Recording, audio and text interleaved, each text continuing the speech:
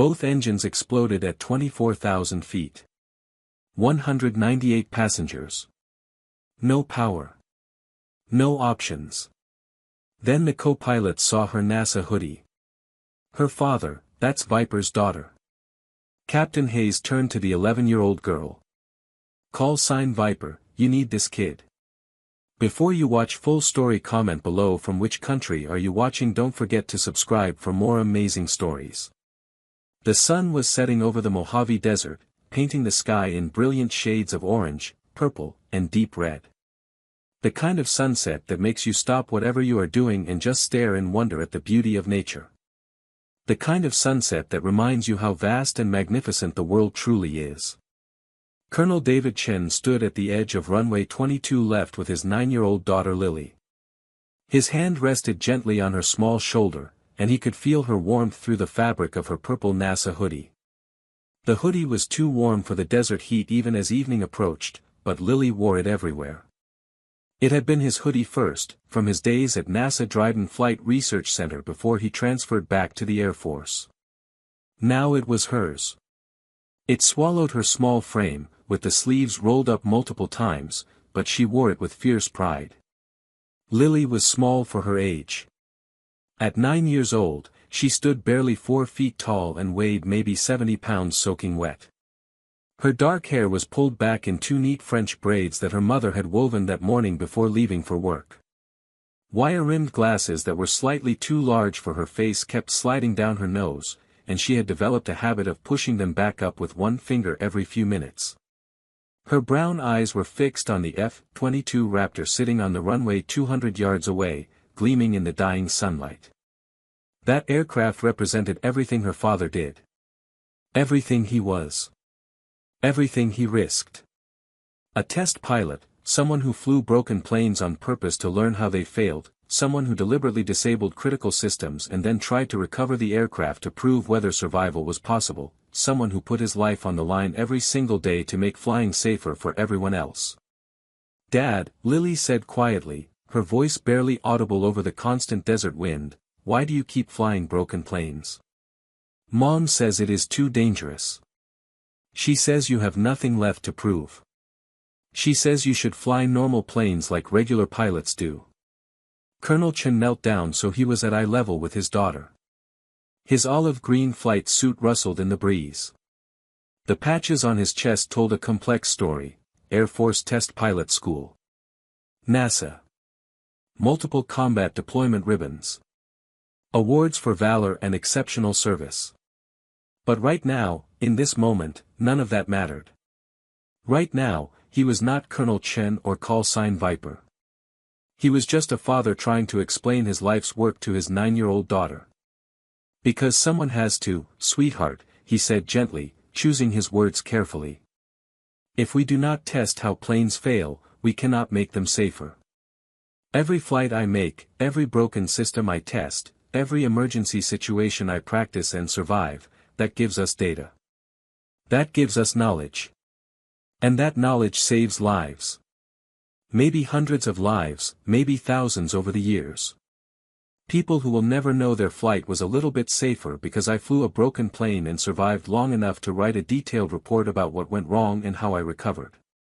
But what if your plane crashes? What if you do not make it back? What about me and Mom?" He smiled at her. That familiar smile that made her feel safe even when she was scared. "That is exactly why I train so hard. That is why I practice every single scenario thousands of times until it becomes muscle memory. So when something actually goes wrong in the air, when a real emergency happens, my hands know exactly what to do even when my brain is terrified." Muscle memory. Training, preparation, repetition until perfection. That is what separates pilots who survive from pilots who do not. Lily looked up at the F-22 Raptor again, studying its sleek lines and aggressive stance. Tomorrow morning at 0600 hours, her father would climb into that cockpit. He would strap himself in. He would take off into the clear desert sky with deliberately damaged flight controls. Hydraulic systems would be disabled one by one. Control surfaces would malfunction on command. It was a test to see if pilots could recover from cascading system failures. It was dangerous. It was necessary. It was what he did. It was who he was.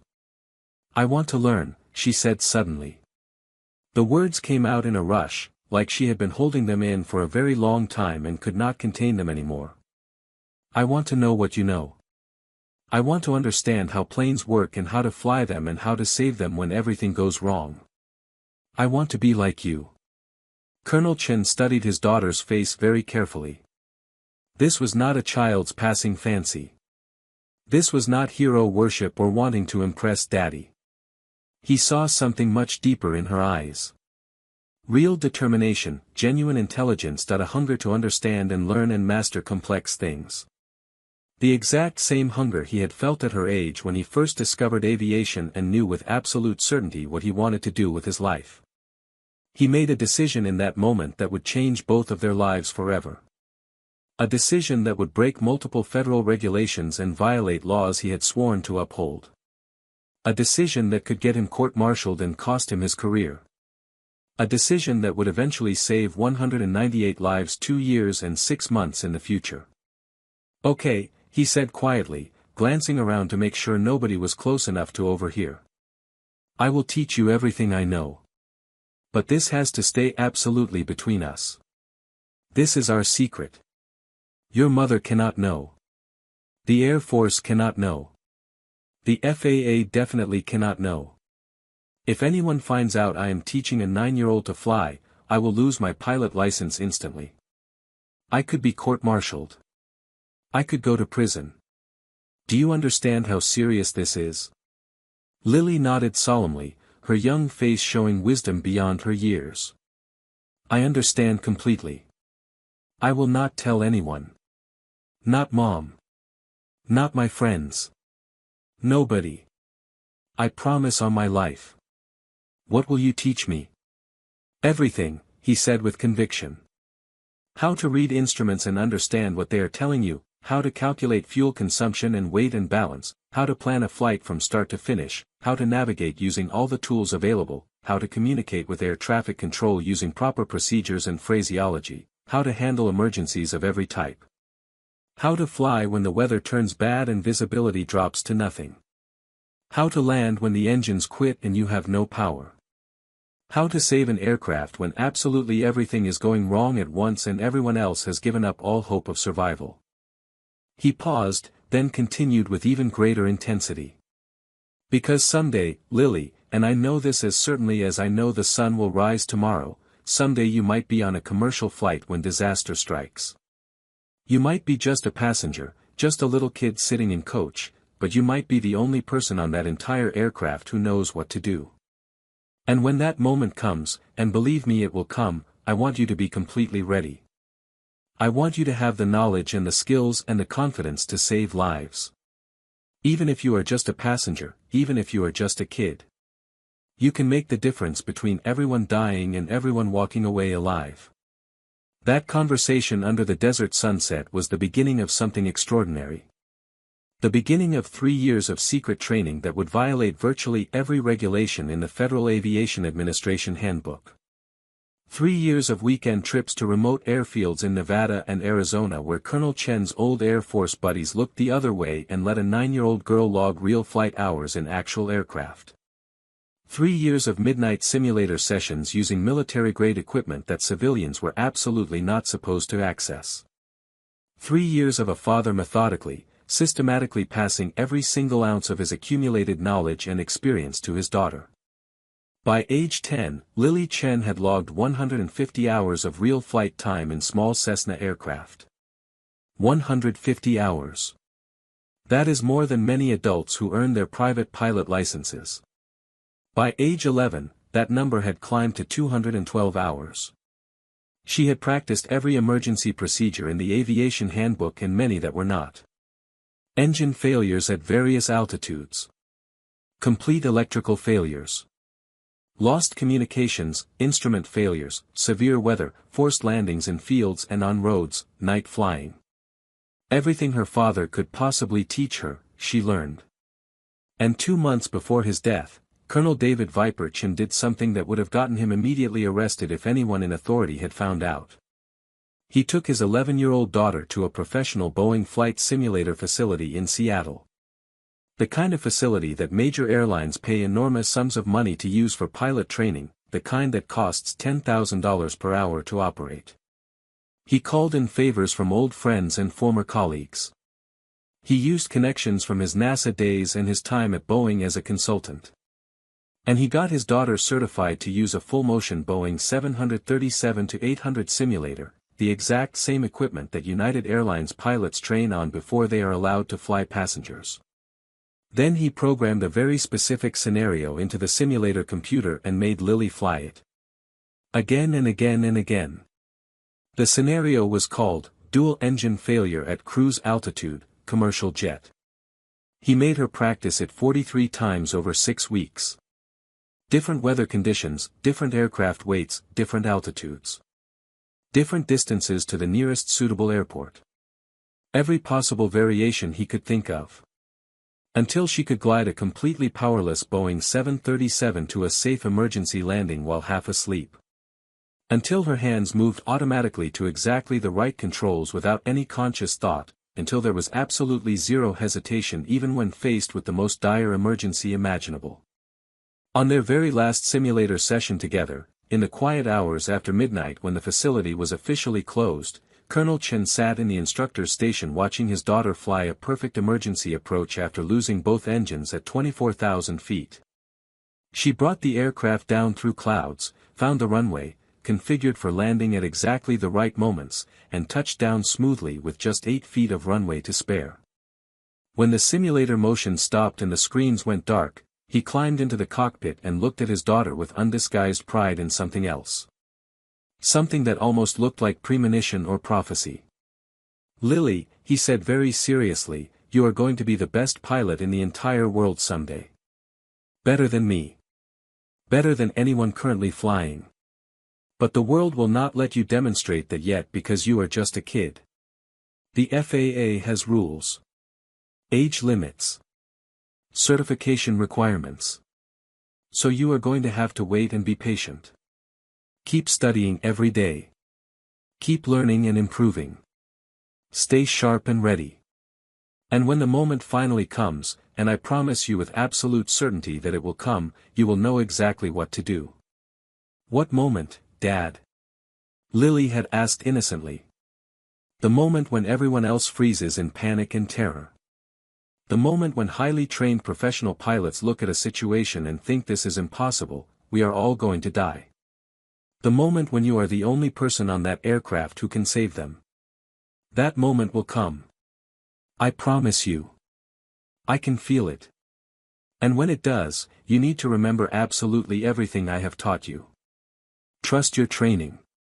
Trust your instincts. Trust yourself. And save everyone." 6 weeks later, Colonel David Viper Chin died when the F-22 Raptor he was test flying suffered catastrophic engine failure at 40,000 feet over the Mojave Desert. He ejected successfully according to procedure, but his parachute malfunctioned during deployment.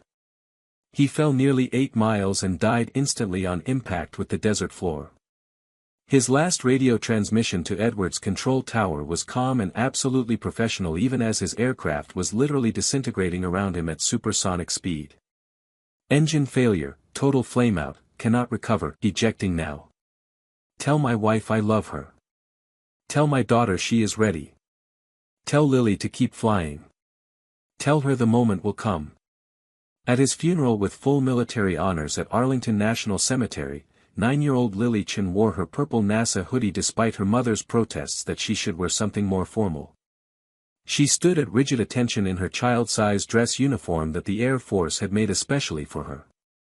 She did not cry during the ceremony even though her heart was breaking. She stood perfectly still while the honor guard performed the flag folding ceremony with military precision. She saluted with her small hand when the bugler played taps. And when they handed her mother the triangular folded American flag, Lily made a silent promise to her father's memory. "I will be ready, Dad. I promise you. When the moment comes, when everyone else freezes, I will remember every single thing you taught me. I will save them. I will make you proud. I swear it on your grave. 2 years and 6 months later, on a perfect autumn Wednesday afternoon, that moment would arrive on United Airlines Flight 872 from Denver to Chicago. And 198 souls would depend on an 11-year-old girl in a purple NASA hoodie remembering everything her dead father had taught her. Part 1, A Perfect Wednesday in Denver. Wednesday, October 18, 2023. Denver International Airport, Gate 47. 1:45 p.m. Mountain Daylight Time. It was the absolute perfect kind of autumn day that makes people fall hopelessly in love with Colorado. The sky was an impossible shade of crystalline blue that you never see anywhere else in America. Not a single cloud marred its perfection. The Rocky Mountains stood crisp and clear and magnificent on the western horizon, their peaks already dusted with the first light snow of the approaching winter season. The air was cool and wonderfully clean, carrying just the faintest hint of pine trees from the mountain forests. The official weather observation at Denver International Airport read as follows: temperature 68 degrees Fahrenheit. Winds from the west at 8 knots, visibility unlimited, extending more than 50 miles in all directions. Barometric pressure steady at 30.12 inches. No precipitation. No turbulence. No significant weather of any kind. Weather conditions were officially listed as KAVU in the meteorological database. Clear and visibility unlimited. Pilot shorthand for absolutely perfect flying weather. The kind of conditions when flying is pure joy. United Airlines Flight 872 was a completely routine Wednesday afternoon departure. Denver to Chicago O'Hare International. Scheduled departure time 2:15 p.m. Scheduled flight time 2 hours and 15 minutes. Distance 915 statute miles. A standard milk run route that United flies multiple times every single day of the year, nothing special, nothing unusual. Just another routine scheduled flight on a perfect autumn day. The aircraft assigned to Flight 872 was a Boeing 737-800 with registration number November 38451. It was 6 years old, having been manufactured in May 2017 at Boeing's primary production facility in Renton, Washington. In commercial airline terms, 6 years old is practically brand new. The aircraft had accumulated approximately 15,000 total flight hours, which is nothing for a plane designed to fly 100,000 hours over a 30-year service life. The Boeing 737-800 was equipped with the latest generation avionics and navigation systems. Modern flight management computers, advanced weather radar. Digital engine controls. Sophisticated autopilot capable of flying the aircraft from takeoff to landing with minimal pilot intervention. And most importantly, twin CFM International CFM 56-7B turbofan engines mounted under the wings. The CFM 56 engine is quite literally one of the most reliable and proven jet engines ever designed and manufactured. More than 30,000 CFM 56 engines have been built since the design was first certified in 1979. Collectively, these engines have accumulated well over 1 billion flight hours. 1 billion. That is more flight experience than any other commercial jet engine in history. The statistical failure rate is extraordinarily low. Approximately 0.003 failures per thousand engine flight hours. In plain English, these engines almost never fail. You are more likely to be struck by lightning twice than to experience a CFM 56 engine failure. November 38451 had just completed its scheduled D-check maintenance inspection only 3 days earlier. A D-check is the most comprehensive and expensive maintenance inspection that any commercial aircraft undergoes. It happens roughly every 6 to 8 years depending on flight hours and cycles. The aircraft is essentially taken apart down to its basic components and then meticulously reassembled. Every system is tested. Every component is examined under microscopes and X-ray machines. Every wire and rivet and bolt is inspected. Every part with limited life is replaced. The D-check for November 38451 had been performed at United's largest maintenance facility located in San Francisco International Airport. The inspection took 23 days and cost United Airlines approximately $4 million. The maintenance chief who personally signed the final approval was a man named Robert Santiago. 61 years old. 32 years maintaining commercial jet aircraft. He knew Boeing 737s better than he knew his own house. He could recognize problems by sound and smell that instruments would miss. Robert Santiago would never, under any circumstances whatsoever, sign approval for an aircraft to return to passenger service if he had even the smallest doubt about its airworthiness. His signature on that maintenance release form meant one thing and one thing only: this aircraft is completely safe to fly passengers. Period. No qualifications. No reservations. The pre-flight inspection that morning showed both engines running perfectly smooth during taxi out of the overnight parking area. No unusual vibrations. No odd noises. No anomalous readings on any instruments. Both engines reached full power within specifications during the test run. Everything was exactly by the book. Exactly as it should be. But here is the terrible truth about aviation safety. Nothing is ever 100% certain. Nothing is ever completely risk-free. And sometimes, very rarely, despite everyone doing everything exactly right, the impossible happens anyway. Captain Rebecca Hayes. Captain Rebecca Hayes arrived at the United Airlines crew briefing room at 1:45 p.m. Mountain Time, exactly 30 minutes before Flight 872's scheduled departure. She was a firm believer in always being early. Always, never late, never rushing, never leaving anything to chance. In her 34 years as a professional pilot, Rebecca had never once been late for a flight assignment. Never called in sick at the last minute. Never left her first officer or flight attendants wondering where their captain was. She took pride in her absolute reliability and professionalism. Rebecca was 56 years old, though most people meeting her for the first time guessed she was at least 5 years younger. Her silver-gray hair was pulled back in a neat professional bun, not a single hair out of place.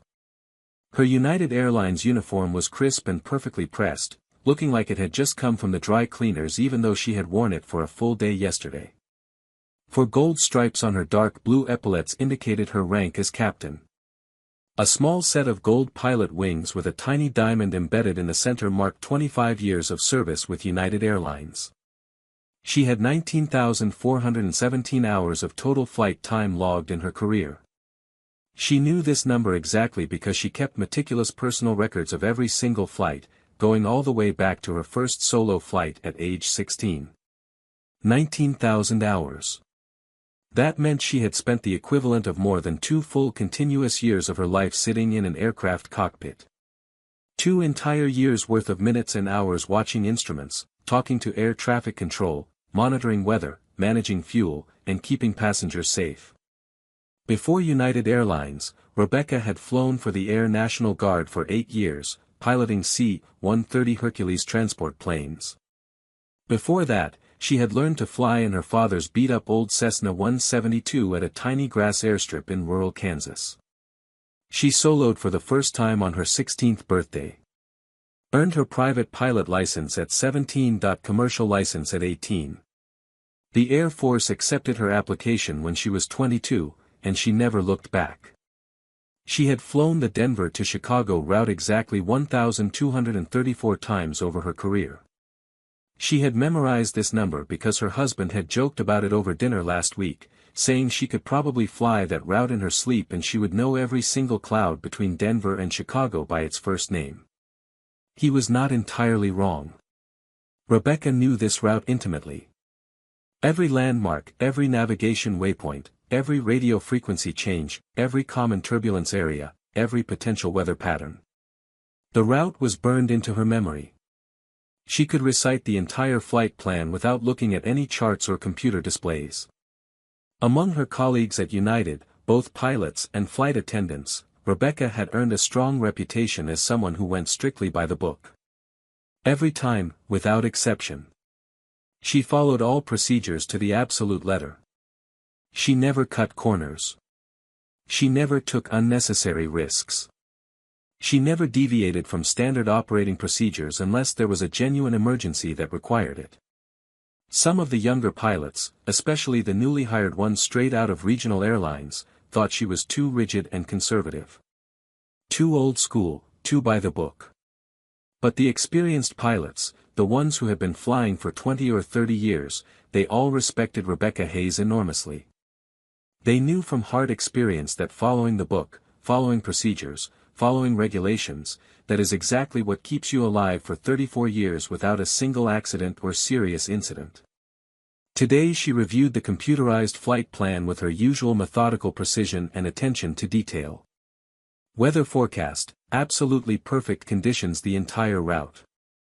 Fuel load, full tanks plus regulatory reserves plus company reserves. Total fuel weight 42,600 pounds. Aircraft weight and balance, well within all limits. Alternate airports identified and evaluated, multiple excellent options available. Route, standard high-altitude jet route through Kansas and Iowa. Everything looked exactly the way it should look for a routine flight. Weather looks absolutely perfect all the way to Chicago, she said to her first officer as he entered the briefing room. Should be smooth air the entire way. No weather. No turbulence. No delays. Maybe we will actually arrive early for once and make the gate agents happy. First Officer Marcus Webb. First Officer Marcus Webb had arrived at the crew briefing room 10 minutes before Captain Hayes, continuing his long-standing personal habit of always being early. Old military habits die very hard, and Marcus had spent 12 years in the Navy before transitioning to commercial aviation. Punctuality was deeply ingrained. Marcus was 42 years old. Tall and lean and obviously fit, still maintaining the excellent physical conditioning he had developed during his years as a Navy fighter pilot. He had flown F/A-18 Super Hornet fighters off the deck of the aircraft carrier USS Abraham Lincoln. 187 carrier landings during his Navy career. 43 combat missions over Iraq during the Second Gulf War. 3,000 hours flying time in high-performance military jets before he left the Navy and joined United Airlines 5 years ago. He had 11,000 total flight hours now. 3,000 military in fighters, 8,000 commercial in Boeing aircraft. He was currently working toward earning his ATP certificate, the Airline Transport Pilot Rating, which is the highest level of pilot certification available. Once he had his ATP, he would become eligible for upgrade to captain. Another year or two, and he would have his 4th stripe and be flying from the left seat. Marcus had a well-deserved reputation among everyone who knew him for staying absolutely calm under pressure. That came directly from his military fighter pilot experience. When you have successfully landed a 30-ton fighter jet on a moving aircraft carrier deck at night in bad weather with your fuel gauge reading practically empty, pretty much everything else in aviation seems reasonably manageable by comparison. Commercial flying was peaceful and relaxing compared to carrier operations. He had flown with Captain Rebecca Hayes dozens of times over the past 2 years. They had developed excellent cockpit coordination and communication. Rebecca was precise and professional and competent. She communicated clearly. She listened to input from her first officer instead of having a huge ego like some senior captains. She did not second-guess or micromanage. Marcus respected her completely and genuinely enjoyed flying with her. He pulled up the detailed weather briefing on his company iPad and reviewed the meteorological conditions one final time even though he had already checked them twice that morning. High-pressure system dominating the entire central United States, clear skies everywhere. Light winds aloft. No turbulence forecast anywhere along their route. Temperature and dew point spread indicating extremely dry air with absolutely no chance of fog or precipitation. He methodically checked all the alternate airports just to be thorough and complete, even though he was quite certain they would not need any alternates today. Front Range Airport located northeast of Denver in case they had issues right after takeoff. Cheyenne Regional Airport to the north in Wyoming, Colorado Springs Airport to the south, Goodland Municipal Airport in Kansas to the east, all of them currently reporting perfect weather, all runways clear and available. All navigation aids operating normally. Perfect day for flying, he agreed with Rebecca. Let's make it a completely boring flight. Get everyone to Chicago safely and go home. In aviation, boring is absolutely wonderful. Boring is ideal. Boring means nothing goes wrong. Boring means all systems function perfectly as designed. Boring means passengers arrive safely and never even realize how much skill and constant attention went into making their flight completely uneventful. Boring is what every professional pilot secretly hopes for every single time they climb into a cockpit. At 2 p.m. exactly, Rebecca and Marcus left the crew briefing room and walked together through the busy terminal concourse toward Gate 47. They greeted the gate agents professionally and pleasantly. They smiled at passengers who were waiting to board. They projected quiet confidence and competence and experience. They looked like exactly what they were, highly experienced professional pilots who had done this same routine 10,000 times before and would do it 10,000 more times in the future. Neither of them had even the slightest idea or premonition that in exactly 22 minutes, they would be facing an aviation emergency so severe and catastrophic that it should kill them instantly along with everyone else on their aircraft. An emergency that would test absolutely everything they had ever learned about flying. An emergency that would require help from the most unlikely and impossible source imaginable.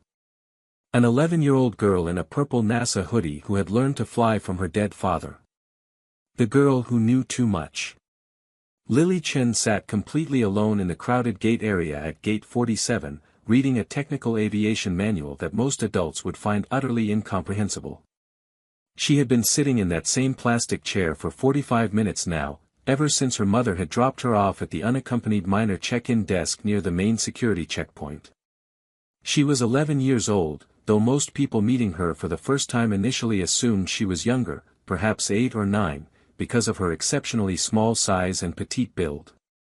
4 feet 8 inches tall. 85 pounds, tiny for her age. Dark hair pulled back tightly in 2 neat French braids that her mother had woven with practiced hands that morning before leaving for her nursing shift at Denver Health Medical Center. Wire-rimmed glasses that were just slightly too large for her small face and had a persistent tendency to slide down her nose every few minutes. A faded purple NASA hoodie that was obviously too big for her, with the sleeves rolled up multiple times. The NASA patch sewn onto the left sleeve was old and frayed badly at the edges. It showed its age. The hoodie had belonged to her father originally. Colonel David Chen had worn this exact hoodie during his assignment at NASA's Dryden Flight Research Center in the late 1990s before he transferred back to Air Force active duty. When he died 2 years ago, Lily had claimed it immediately as her own personal treasure.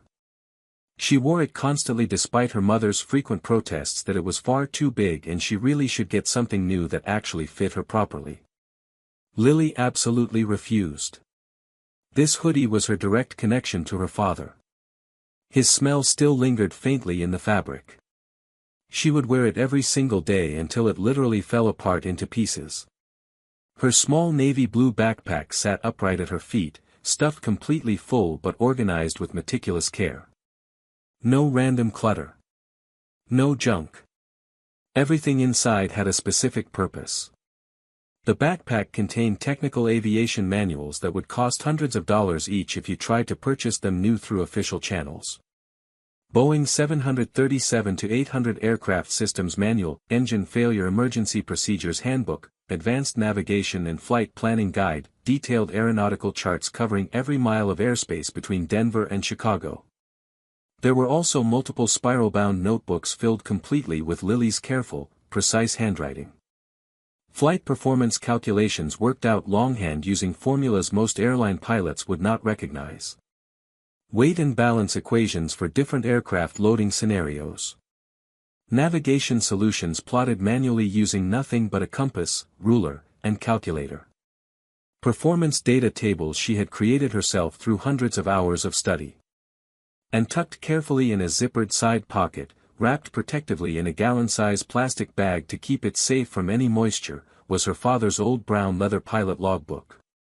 The actual physical paper logbook he had used to record his flights from 1995 until 2010, before he finally switched to computerized electronic logging like most modern pilots. The leather was worn smooth from years of handling. The pages were yellowed with age. And incredibly, impossibly, it still carried the faint ghost of her father's cologne, even after all these years and even after his death. Lily was traveling today as an official unaccompanied minor passenger from Denver to Chicago O'Hare to visit her Aunt Rachel for fall break week. 1 week away from school. 1 week away from the house in suburban Denver that felt far too empty and quiet now that her father was permanently gone. 1 week where maybe, hopefully, she could talk to someone who truly understood how desperately much she still missed him every single day. While waiting patiently for the boarding process to begin, she read with complete absorption from Boeing 737 engine failure procedures, advanced emergency management. It was an official Boeing training manual designed specifically for airline simulator instructors and check airmen. Graduate-level technical material covering catastrophic emergency scenarios that most commercial airline pilots would never encounter even once during their entire 30-year careers: dual engine failure, complete electrical system failure, multiple simultaneous hydraulic system failures. The absolute worst-case emergencies that aviation safety authorities pray desperately never actually happen to real aircraft with real passengers. Lily read the dense technical prose with complete focus and understanding. Her lips moved very slightly as she mentally worked through the complex emergency procedures in her mind, visualizing each step. Her finger traced individual lines of text carefully, following the logic of decision trees and emergency checklists step by step. To any adult watching her casually, she probably looked like a child pretending to read something complicated to appear smart. But she actually understood every single word. Every technical term, every concept, every procedural step, because her father had taught her personally. The gate agent working Flight 872 noticed Lily during the pre-boarding process and walked over to her with a sympathetic, gentle smile. The agent's name tag identified her as Jennifer. She appeared to be in her mid-30s, with a friendly, professional demeanor. "Hi there, sweetie," Jennifer said warmly, kneeling down beside Lily's chair to be at the same eye level. "I'm Jennifer and I'll be taking special care of you today on your flight. I see you're traveling as an unaccompanied minor. Do you have your boarding pass ready?" Lily looked up from her technical manual and reached into her hoodie pocket to pull out her printed boarding pass. "Yes ma'am, I have it right here. Seat 12A. I specifically requested a window seat on the left side of the aircraft because that will give me an unobstructed view of the left engine nacelle during flight operations." Jennifer blinked in mild surprise at the unexpectedly technical language. "Watch the engine? That's quite an unusual request for a young passenger. Are you particularly interested in aviation and airplanes?" "Yes ma'am, very interested," Lily said seriously. "I have logged 73 commercial flights as a passenger and accumulated 212 hours of actual flight time at the controls of aircraft." Jennifer laughed pleasantly, assuming the child was confused about terminology. "Oh, you mean you have flown as a passenger 73 times? That certainly is a lot of traveling for someone your age. You must get frequent flyer miles." "No ma'am, I apologize for being unclear," Lily said politely but very firmly. "I mean I have personally logged 212 hours of actual flight time with my hands on the flight controls. Real flying, piloting aircraft. My father taught me to fly starting when I was 8 years old. He was a professional pilot." Jennifer's friendly smile faltered noticeably. That seemed completely impossible. 8-year-olds cannot fly planes legally. That would violate multiple federal regulations. But this child said it with such absolute confidence and specificity. She obviously believed what she was saying. "Well, that's just wonderful that your father is a pilot. Is he traveling with you to Chicago today?" A visible shadow crossed Lily's young face. The bright light in her eyes dimmed noticeably and her expression became sad. "No ma'am. My father died 2 years ago in a test flight accident." But he taught me absolutely everything he knew before he died. Everything about flying, everything about handling emergencies, everything about how to save an aircraft when things go catastrophically wrong. Jennifer felt her heart genuinely break for this little girl sitting alone. "Oh sweetheart, I am so very sorry for your loss. What was your father's name?" "Colonel David Chen, United States Air Force. His call sign was Viper. He was a test pilot assigned to Edwards Air Force Base in California. He flew damaged and broken aircraft deliberately to study exactly how they failed and whether recovery was possible. He completed 87 successful test flights with deliberately malfunctioning planes and he survived all of them. Until test flight number 88. That one killed him instantly." Jennifer had absolutely no idea who Colonel David Chen was. She had never heard the call sign Viper mentioned before. But she could see and feel the fierce pride radiating from this little girl's eyes when she talked about her father. Pride mixed with deep grief. Love mixed with permanent loss. "Your father sounds like he was truly an amazing and brave man," Jennifer said very gently. "He was the best pilot in the entire world," Lily said with complete conviction and zero doubt. "And he spent 3 years teaching me to be exactly like him before he died." The request that changed everything. When the boarding process officially began, Jennifer personally escorted Lily down the covered jetway toward the aircraft, following standard United Airlines policy for unaccompanied minor passengers. Make absolutely sure they board safely. Make sure the flight attendants are clearly informed about their presence. Make sure proper arrangements exist for someone to meet them at the destination airport. As they reached the aircraft entry door where passengers were beginning to stream aboard, Lily suddenly stopped walking and looked up at Jennifer with those serious, intelligent brown eyes behind the wire-rimmed glasses. "Excuse me, ma'am," Lily said with characteristic politeness. "Would it be possible for me to ask the flight crew a very quick question? I promise it will only take 1 moment and I won't delay boarding." Jennifer smiled warmly at the earnest child. "Of course, sweetie. Let me check if the pilots have a moment available before we complete pre-flight procedures." The lead flight attendant working Flight 872 was a woman named Sarah Mitchell who had been flying for United Airlines for 15 years. She was standing professionally at the aircraft door greeting each passenger as they boarded with a warm smile and welcome. Jennifer spoke to her quietly and discreetly. "Sarah, we have an unaccompanied minor who would like to say a quick hello to the pilots if they're not too busy. Is the cockpit accessible right now?" Sarah looked down at Lily with a genuinely warm smile. "Sure, no problem at all. Let me just knock and see if they're ready for a quick visitor before we finish pre-flight." She knocked gently on the locked cockpit door using the standard coded knock pattern. "Captain, First Officer. We have a young passenger out here who would like to say hello very briefly if you have a moment." First Officer Marcus Webb opened the heavy cockpit door and looked down to see a very small girl standing there in the doorway. Purple NASA hoodie far too large for her frame. Wire-rimmed glasses sliding down her nose, extremely serious expression on her young face. She looked like she might be 10 years old at most. Maybe 11. "Hello there," he said kindly, his voice genuinely warm and welcoming. "What's your name, and how can we help you today?" "My name is Lily Chen, sir," she said clearly and professionally. "My father was Colonel David Chen, United States Air Force, call sign Viper. He was a test pilot stationed at Edwards Air Force Base. He flew experimental test flights deliberately to study aircraft failure modes and recovery procedures." Marcus Webb completely froze in place. His hand on the door went absolutely still. His eyes widened noticeably. He stared at this tiny child standing in front of him in genuine shock. "Your father was Viper," he said very slowly, his voice dropping to barely above a whisper. "The Viper? The legendary test pilot who flew that damaged F-22 Raptor with half the primary flight control surfaces completely disabled?" "Yes sir," Lily confirmed simply. "That was my father." Marcus had heard countless stories and legends about Viper throughout his entire 12-year Navy fighter pilot career.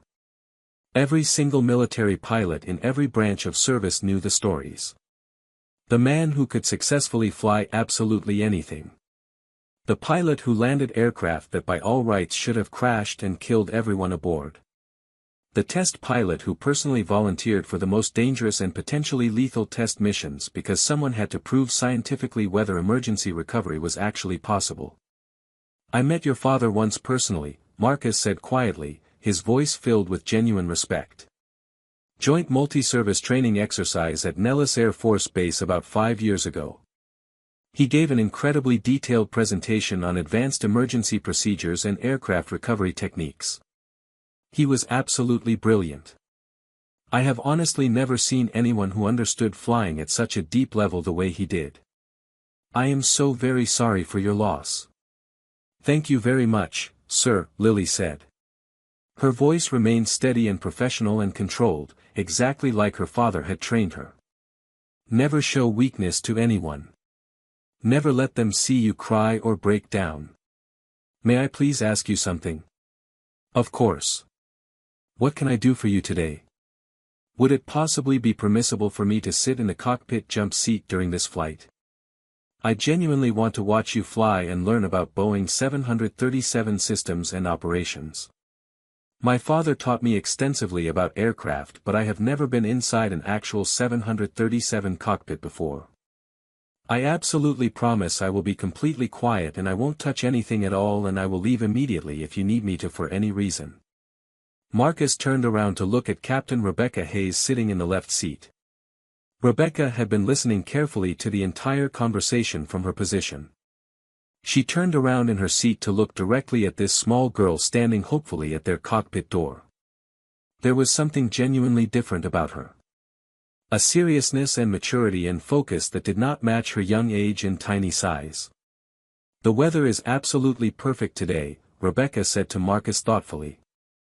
Nothing at all complicated about this particular flight. Straight and level cruise the entire way to Chicago.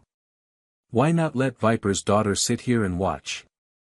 Maybe we can inspire the next generation of pilots. Marcus nodded in agreement. He looked back at Lily with a genuine smile. Sure, you can definitely sit in the jump seat for this flight. But you absolutely must stay buckled in securely during takeoff and landing. And if we need you to leave the cockpit for any reason whatsoever, you leave immediately without asking any questions. Is that clearly understood? Lily's young face lit up with genuine joy and excitement.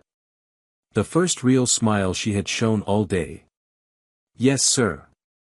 I understand completely and I will follow all instructions exactly. Thank you so very much. Sarah helped Lily carefully into the cockpit and showed her how to properly secure herself in the jump seat. The jump seat was a small folding seat mounted on the cockpit wall behind and between the two main pilot seats. It had a 4-point safety harness similar to a race car. Lily climbed up with practiced ease and buckled herself in efficiently and quickly. The movements were smooth and practiced, like she had done this exact thing many times before. Rebecca glanced back at her. You have definitely sat in a jump seat before, haven't you? Yes, ma'am, many times, Lily confirmed. My father took me flying with him whenever he possibly could. He started teaching me to read instruments and understand what they meant when I was 8. He taught me emergency procedures. He taught me how aircraft systems work. He told me I needed to understand every system and every procedure and every possible emergency because you never know when that knowledge will literally save your life. Your father was absolutely right about that, Rebecca said approvingly.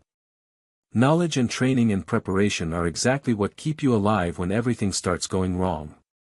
Lily pulled her technical manual from her backpack and settled in comfortably to continue reading while the pilots completed their detailed pre-flight checks. The book was titled Boeing 737 Engine Failure Procedures, Advanced Emergency Management. Rebecca noticed the specific title and raised her eyebrows in surprise. That is extremely advanced graduate-level material. That's the exact manual we use in our simulator training for absolute worst-case scenarios. How did you possibly get a copy of that? My father special ordered it for me before he died, Lily explained simply. He made me study it cover to cover multiple times. He said someday I might desperately need to know how to handle a catastrophic emergency when everyone else was panicking. He made me memorize every procedure, every decision tree, every recovery technique. Marcus shook his head slowly in amazement. Your dad was seriously hardcore about training. Most airline pilots never study material at that level of technical detail. My dad always said the difference between a good pilot who lives and a dead pilot is preparation and training, Lily said seriously. He told me you study the absolute worst-case scenarios so when they actually happen in real life, you don't freeze in panic.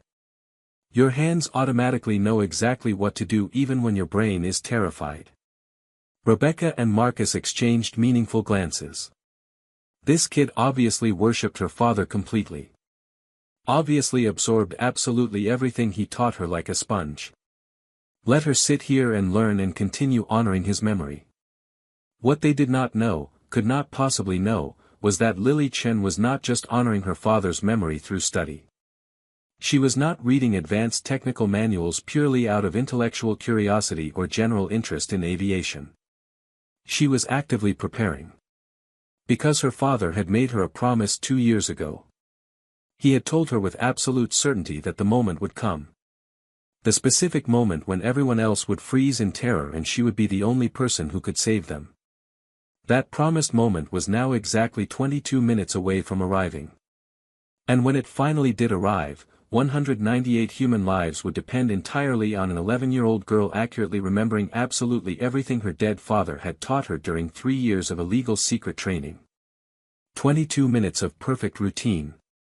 At 2:18 p.m. Mountain Daylight Time, United Airlines Flight 872 received clearance for takeoff from Denver International Airport Tower Control. United 872, winds 340 at 8 knots, altimeter 3012, runway 34 right, you are cleared for takeoff, the tower controller's calm professional voice announced over the radio. United 872, cleared for takeoff runway 34 right, Rebecca acknowledged crisply, her hand already moving to advance the throttle levers smoothly forward. The two CFM56 turbofan engines spooled up rapidly to full takeoff power with their characteristic rising roar that passengers in the cabin could feel vibrating through their seats. The Boeing 737-800 began rolling down the long concrete runway, slowly at first, then accelerating rapidly. Faster and faster. Lily watched intently from the jump seat, her eyes tracking systematically across the instrument panel exactly the way her father had taught her. Airspeed indicator showing the numbers climbing steadily. 80 knots, 100 knots, 120 knots, 130. V1, Marcus called out clearly. The critical decision speed, the point of no return. After V1, they were absolutely committed to takeoff even if something went seriously wrong. There was no longer enough runway remaining to stop safely. Rotate, Marcus announced. Rebecca pulled back gently and smoothly on the control yoke. The nose wheel lifted gracefully off the runway. The main landing gear wheels followed a moment later. The aircraft was flying, climbing smoothly into the perfect blue Colorado sky. Clean. Smooth. Absolutely textbook perfect. Positive rate of climb, Marcus reported, watching the vertical speed indicator showing they were definitely climbing. Gear up, Rebecca commanded. Marcus raised the landing gear control lever decisively. The 3 green gear down indicator lights went dark. The landing wheels retracted smoothly into the fuselage with a solid mechanical thump that Lily could feel through the metal of her jump seat. The aircraft climbed steadily away from Denver International Airport, rising into the unlimited visibility. Below them, the city of Denver spread out like a detailed map. The Rocky Mountains to the west stood sharp and clear and magnificent against the perfect blue sky, every peak and valley visible in the crystal clear air. United 872, contact Denver departure on 124.3, the tower controller instructed. Denver departure 124.3, good day, Rebecca acknowledged. She switched radio frequencies with a quick turn of a knob. Denver departure, United 872 with you out of 2,500 feet, climbing as assigned. United 872, Denver departure, radar contact confirmed. Climb and maintain flight level 240. Proceed on course. Flight level 240, United 872, Rebecca confirmed. They climbed steadily through 5,000 feet altitude. Then 10,000. Rebecca disconnected the autopilot temporarily and flew manually for several minutes. She liked keeping her manual flying skills sharp and current. Feel the aircraft respond directly to her control inputs. The control yoke moved smoothly and responsively in her hands. The aircraft climbed at exactly the rate she commanded. At 18,000 feet, she smoothly re-engaged the autopilot system. The sophisticated flight computers would now handle the remainder of the climb to cruising altitude while she and Marcus monitored all the systems carefully and watched for any potential problems. Marcus methodically ran through the detailed cruise checklist, verbally confirming each item. Fuel quantity and flow, check. Cabin pressurization, check. Engine parameters normal and within limits. Flight controls, check. Navigation systems, check. Everything showed perfect green status across all the displays and instruments. Behind them in the main passenger cabin, the flight attendants began their standard beverage and snack service, moving down the aisles with their carts. The passengers settled into their seats comfortably for the 2-hour flight. Some opened books or magazines. Some worked on laptop computers. Some put in earbuds and closed their eyes for a nap. Some simply stared out the windows at the vast Colorado plains passing slowly below, the late afternoon sunlight painting long shadows across the landscape. In the cockpit jump seat, Lily Chen continued reading her advanced technical manual while occasionally glancing up at the instrument panel displays. She was actively memorizing everything she could see. The way the fuel flow gauges read. The way the engine temperature and pressure displays looked during normal operations. The way the altitude and airspeed changed gradually during the climb. Her father had taught her very specifically to watch constantly for patterns and changes. To notice small variations before they became large problems. Because small changes in instrument readings often signaled big problems developing if you caught them early enough. They passed through 20,000 feet smoothly. Then 22,000. Then 23,000 feet. At exactly 24,000 feet altitude, the autopilot leveled the aircraft off precisely at their assigned cruising altitude. The airspeed indicator stabilized at 0.78 Mach number, which translated to approximately 500 miles per hour. Completely normal cruise speed for a Boeing 737-800. Rebecca glanced at her wristwatch out of habit. 22 minutes elapsed since takeoff. Everything was running perfectly on schedule. In approximately 90 more minutes, they would begin their descent into Chicago. Another completely routine flight, another perfectly safe arrival. Exactly the way commercial aviation is supposed to work day after day. She happened to notice Lily staring intently at one specific instrument display on the center pedestal between the two pilot seats. The young girl's eyes were focused and her forehead was slightly wrinkled in concentration. "See something interesting there?" Rebecca asked pleasantly. Lily hesitated for just a moment, then spoke quietly and carefully. "Ma'am, the fuel flow indication on engine number 2 is fluctuating slightly. Just 5% variation. It is still well within normal acceptable parameters, but it is fluctuating when it should be holding perfectly steady." Marcus checked his primary flight display carefully, looking at the fuel flow gauge for the right engine. The digital numbers looked completely normal to him. The reading was well within the acceptable operating range specified in the aircraft manual. "Looks perfectly normal to me," he said. "Well within acceptable parameters and limits." "Yes sir, I know it is within limits," Lily said. "I am not suggesting anything is wrong. But my father taught me very specifically to watch constantly for unusual patterns. Small changes that might build into larger problems. He always said that instruments do not lie. If something is fluctuating when it should be steady, there is always a reason, even if we cannot see that reason yet. Rebecca smiled with approval. Your father taught you absolutely right. You have excellent instincts. We will definitely keep a close eye on that gauge. She made a mental note to monitor that particular fuel flow indicator closely during the flight. Probably nothing at all to worry about. Most likely just normal minor variations in fuel pump output. But the kid definitely had good instincts and was paying close attention. Viper had trained his daughter extremely well. Exactly 30 seconds later, without any warning whatsoever, the left engine exploded catastrophically. When everything goes wrong. The explosion was violent and sudden and absolutely terrifying. A massive deafening bang erupted from the left side of the aircraft. Not just loud. Shockingly, overwhelmingly loud, the kind of explosive sound that you feel physically in your chest and stomach.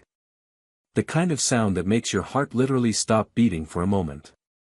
The aircraft lurched violently hard to the right as the left engine's thrust disappeared instantly. The autopilot disconnected immediately with its characteristic warning chime. Multiple alarms began screaming urgently throughout the cockpit. Fire warning lights flashed bright red across the entire instrument panel like Christmas decorations. Master caution lights. Master warning lights. The cockpit lit up like an emergency room during a crisis. Engine 1 fire. Marcus shouted over the cacophony of alarms and warnings. Left engine fire warning. Rebecca's hands flew instantly to the controls. 3 decades of professional training took over completely. Her conscious mind stepped aside entirely and let her training drive her actions. Fire checklist. Execute engine fire procedure. Shut it down immediately. Marcus was already moving with practiced speed and precision. His hands worked the engine shutdown controls with the muscle memory developed from hundreds of simulator practice sessions. This was the engine fire drill they had practiced countless times. Now it was real. Fuel shut-off valve engine 1, closed. Cut off the fuel supply feeding the fire. Engine 1 fire handle, pulled. Activated the fire suppression bottle. Engine 1 fire extinguisher, discharged. Halon fire suppression agent flooded into the engine nacelle to smother the flames. The bright red engine fire warning light flickered once, twice, then went completely dark. The engine was totally dead now, but critically, the fire was contained and extinguished. They had successfully put it out. First crisis managed and controlled. Engine 1 secured and shut down, Marcus reported professionally. His voice was steady and controlled despite the massive adrenaline dump flooding through his system. Engine 2 is running normally. Aircraft is stable on single-engine operations. Rebecca had the aircraft firmly under her control. She trimmed the rudder to compensate for the asymmetric thrust. The right engine was still producing full power. The aircraft was flying stably. Not ideal. Not fun. But absolutely manageable. This was a scenario they had trained for extensively. The Boeing 737 was fully capable of flying safely on just one engine. This type of thing occasionally happened. Engines sometimes failed. That is exactly why commercial aircraft have 2 of them. She keyed her radio microphone. Denver Center, United 872, we have experienced an engine failure and fire. Declaring an emergency.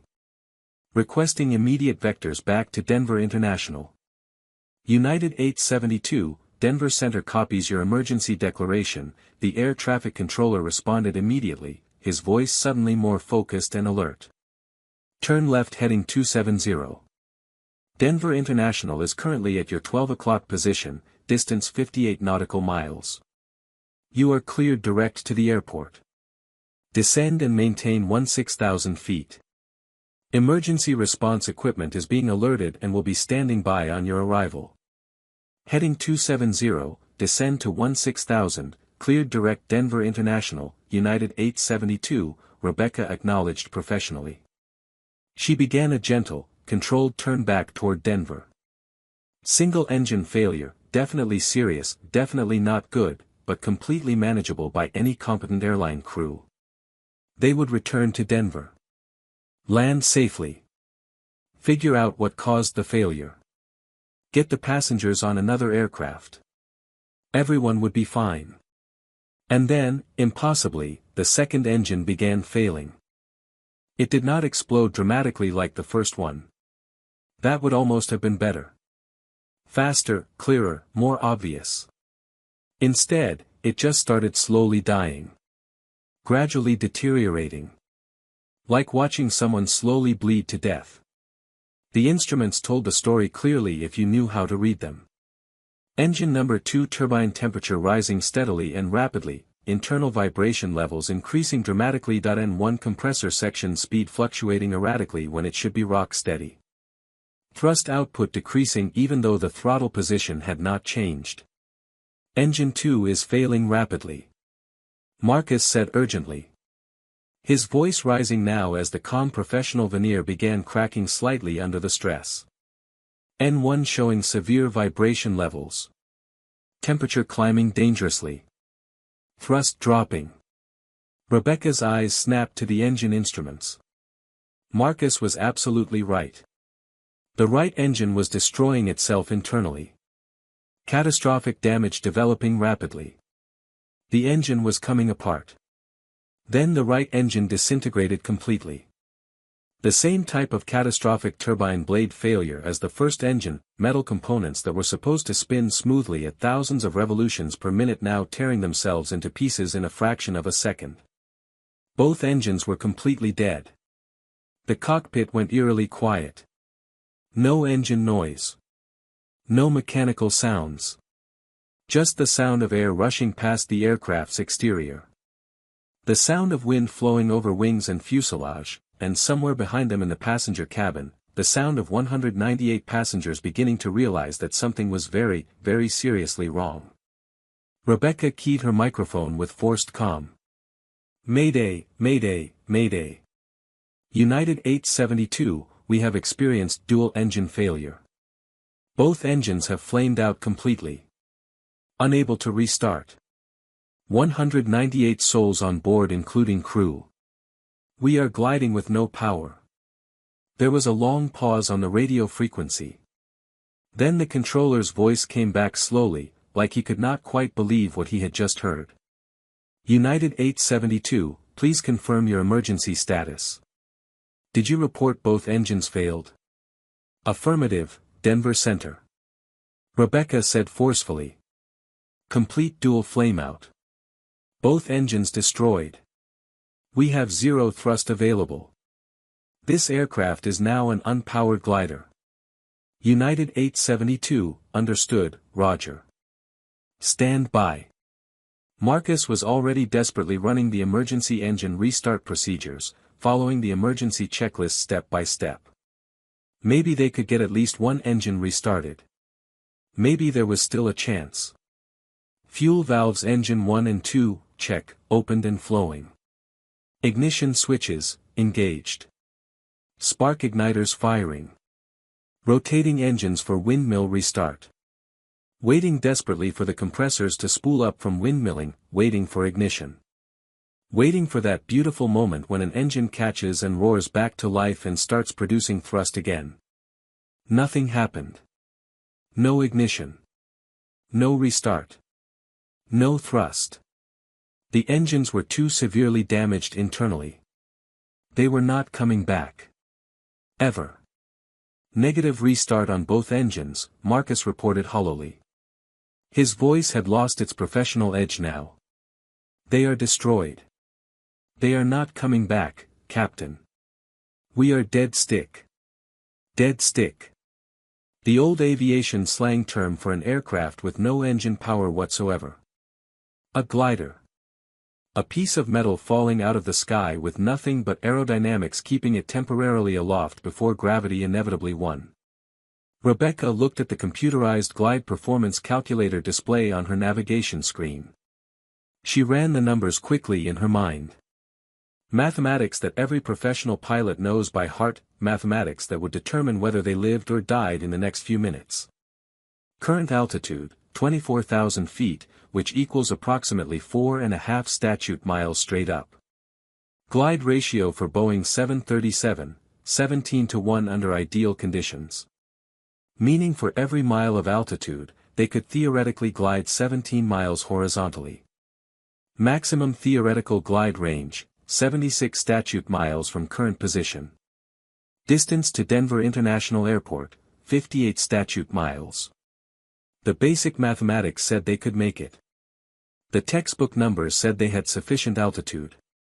The computer display predicted they would reach Denver International with 18 miles of margin remaining.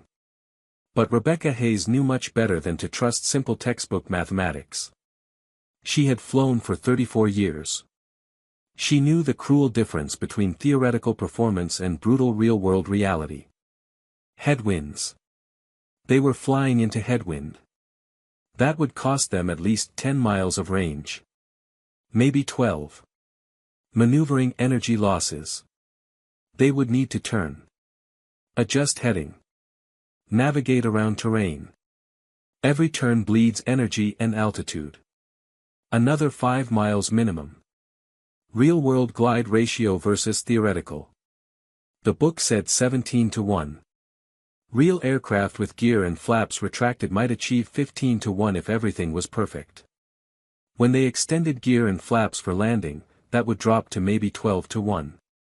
Another 8 to 10 miles of range lost. They were going to fall short. At least 8 miles short, probably 10. And there was absolutely nothing except empty plains and scattered farms between their current position and Denver. No highways wide enough to land a 737. No dry lake beds. No emergency landing strips. No options. They were going to crash into the ground at 200 miles per hour. The aircraft would be destroyed instantly. Everyone would die. All 198 souls. Rebecca Hayes, who had flown safely for 34 years without a single accident or serious incident, was about to kill everyone on her aircraft. And there was absolutely nothing she could do to prevent it. Then she remembered the 11-year-old girl sitting quietly in the jump seat behind her. Rebecca's hands trembled on the control yoke. 24,000 feet. No engines. 198 souls. 0.8 miles short of the runway. She turned to look at Lily Chen sitting motionless in the jump seat. The 11-year-old girl's eyes were completely calm. Not panicked. Not crying. Just, watching, calculating. Lily, Rebecca said quietly, her voice cracking slightly. I need you to go back to your seat now and buckle in tight. We're going to crash land and... Ma'am, with respect, no we're not, Lily interrupted firmly. Her small voice carried absolute conviction. We can make Denver International if we adjust our glide profile properly. Marcus turned around sharply. Kid, I appreciate your optimism, but the math doesn't work. We're going to fall short by 8.3 miles at current descent rate and airspeed, Lily finished calmly. I've been calculating continuously since Engine 1 failed. But you're flying the textbook profile. My father taught me how to extend glide range beyond published parameters. Rebecca stared at this tiny child. How? Delay gear extension until absolutely necessary. Maintain 0.78 Mach instead of slowing early. Use shallow S-turns to bleed altitude over distance instead of steep descent. Optimize angle of attack for maximum lift-to-drag ratio. Lily's words came rapid-fire, precise, technical. The Boeing manual assumes conservative margins. We don't need conservative right now. We need maximum performance.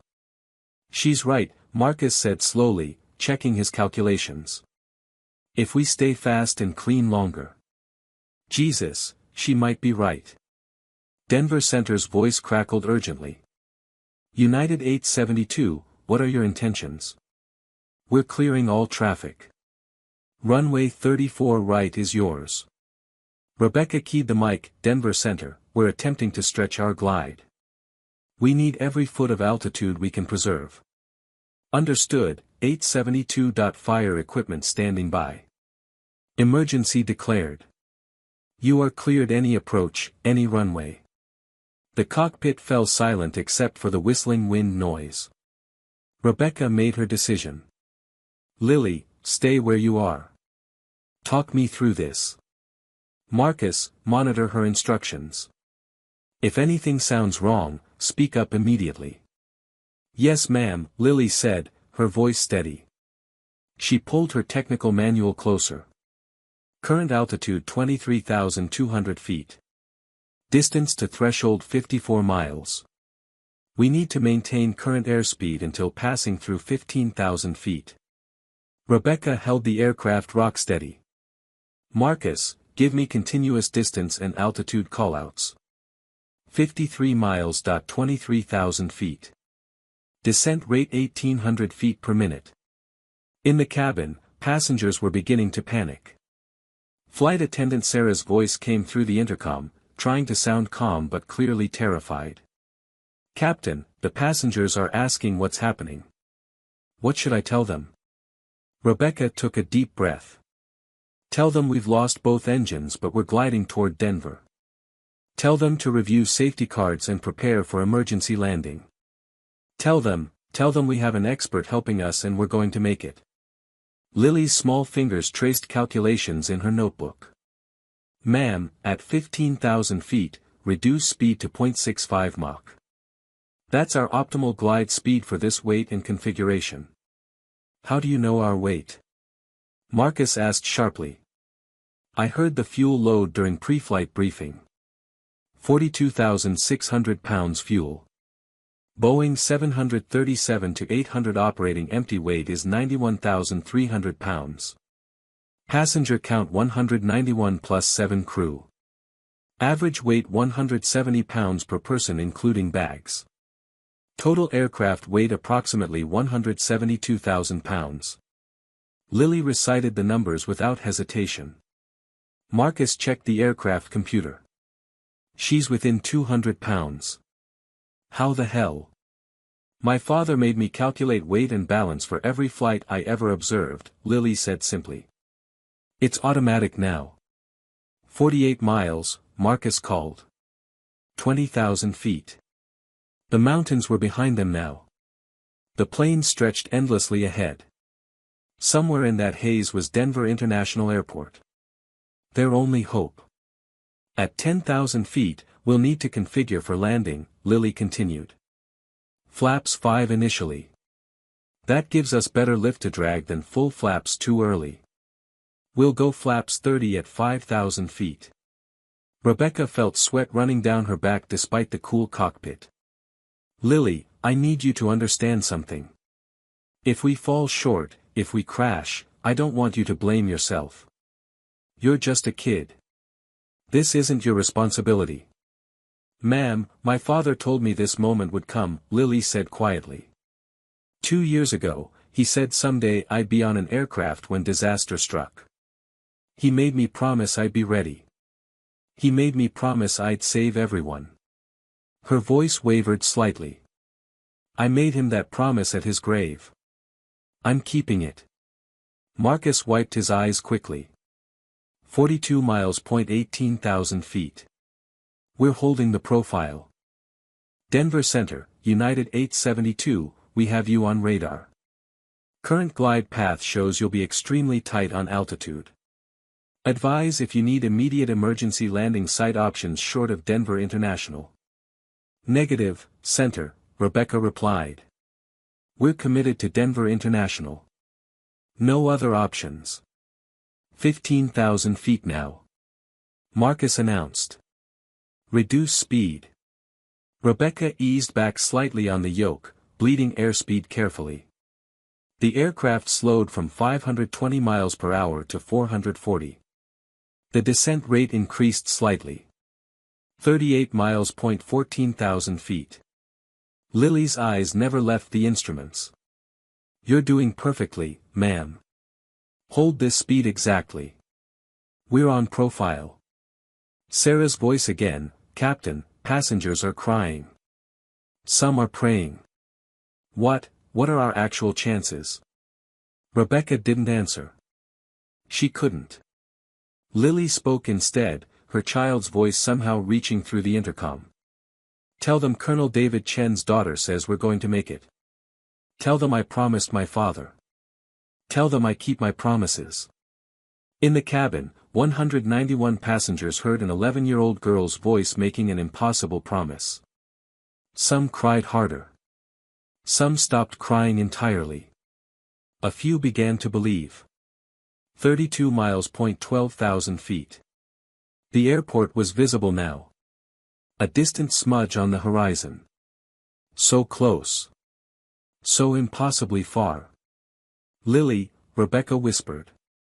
Are we going to make it? The little girl studied her calculations one final time. Her fingers traced the numbers. Her lips moved silently. When she looked up, her brown eyes behind the wire-rimmed glasses were absolutely certain. Yes, ma'am. We're going to make it. But it's going to be very, very close.